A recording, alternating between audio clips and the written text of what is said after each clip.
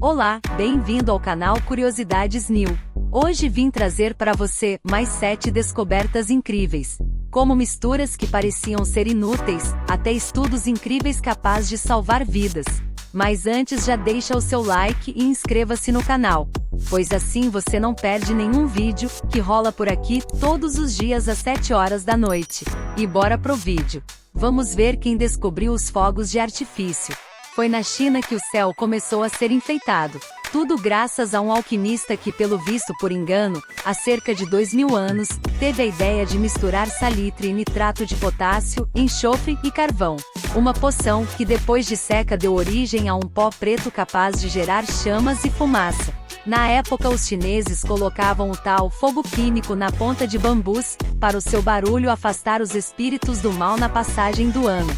Talvez essa seja a melhor explicação da cultura mundial de soltar fogos de artifício nas festas de Réveillon. Com o tempo, foram surgindo novas tecnologias e estudos para melhorar e aperfeiçoar os produtos. Apesar do processo de fabrico se manter artesanal devido ao risco elevado de acidentes no manuseio da carga explosiva. No Brasil, a pirotécnica veio há mais de um século trazida pelos imigrantes italianos e portugueses. Fornos de micro-ondas. O forno de micro-ondas surgiu por um mero acaso, por volta dos anos de 1946, nos Estados Unidos. O engenheiro eletrônico Percy Spencer teve a ideia de utilizar as micro-ondas na cozinha para facilitar no preparo dos alimentos. Certo dia ele colocou uma barra de chocolate no bolso da calça e foi trabalhar. Enquanto ele trabalhava no aparelho de radar ativo, percebeu que a barra que estava no bolso da sua calça havia derretido. Spencer sabia que as micro-ondas geravam calor. Intrigado com o fato de o chocolate derreter com o calor gerado pelas ondas magnéticas e não sentir tal calor, ele resolveu fazer um experimento. Comprou milho de pipoca e colocou o pacote na frente do tubo de magnetron. Resultado: em poucos instantes as pipocas estavam estourando. O primeiro modelo a ser comercializado media 2 metros de altura, pesava 340 quilos. Hoje o micro-ondas se tornou um item quase tão importante nas nossas cozinhas quanto uma geladeira ou um fogão. Raio-X. No dia 8 de novembro de 1895, o físico alemão Wilhelm Conrad Röntgen estava fazendo experiências com um tubo de raios catódicos quando descobriu que uma tela fluorescente velha e descartada iluminou-se a mais de 1 metro de distância quando ele ligou o tubo, apesar deste estar coberto com um papelão grosso. Ainda impressionado com o fato, o físico decidiu colocar a própria mão no caminho dos raios invisíveis e verificou uma imagem sombreada dos seus ossos. E a primeira radiografia foi considerada ter sido realizada no dia 22 de dezembro de 1895. Neste dia, o cientista colocou a mão esquerda de sua esposa Anna Bertha Röntgen no chassi, com filme fotográfico, fazendo incidir a radiação oriunda do tubo por cerca de 15 minutos. Em 28 de dezembro do mesmo ano, o físico entregou um relatório para a Sociedade Físico-Médica de Würzburg, Alemanha, descrevendo todas suas descobertas. Tal descoberta foi tão revolucionária que até hoje a utilizamos e também foi permitido um grande avanço tecnológico e desenvolvimento de outras utilidades e exames diagnósticos a partir do raio-x. Como surgiu a massinha de modelar? Na década de 1930, os irmãos Noah e Joseph M. Sebeker trabalhavam em uma fábrica de sabão e produtos de limpeza da cidade de Cincinnati, Estados Unidos. Eles estavam tentando criar um produto que servisse para limpar o papel de parede das casas, removendo a poeira sem estragar o papel. O produto se tornou obsoleto, o que poderia representar o fracasso de um negócio. A não ser por um pequeno detalhe: observaram que as crianças preferiam brincar com a massa de limpar parede. Após os aprimoramentos no produto, os irmãos distribuíram amostras da massinha de modelar em jardins de infância e escolas de Cincinnati. O sucesso foi tão grande que a massinha de modelar para crianças passou a ser vendida em todo o país.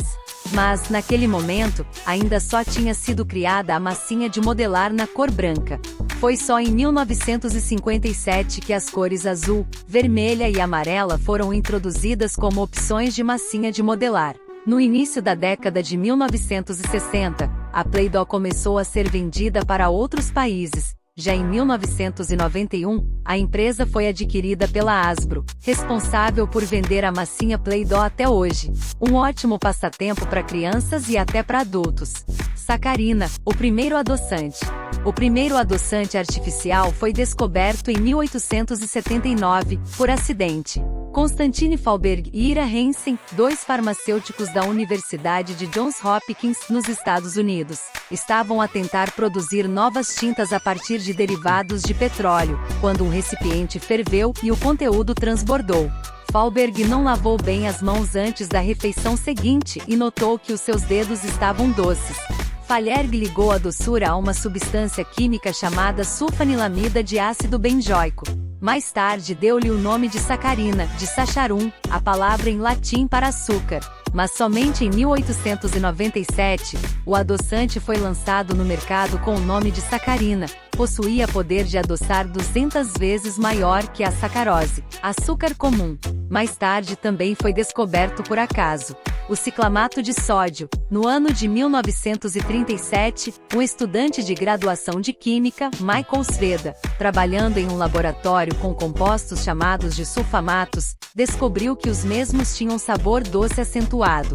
Comercializado já no ano de 1940 com o nome de ciclamato de sódio, cerca de 30 vezes mais doce que a sacarose. Aspartame, descoberto por químicos de uma indústria farmacêutica enquanto sintetizavam um tetrapeptídeo. Seu comércio como adoçante se deu a partir de 1965, foi neste ano que os adoçantes se tornaram mais populares. O aspartame é ainda usado nos dias atuais, é cerca de 180 vezes mais doce que o açúcar comum. Teflon. O homem que inventou acidentalmente o Teflon foi o Dr. Roy Plunkett, que tinha doutorado em Química Orgânica.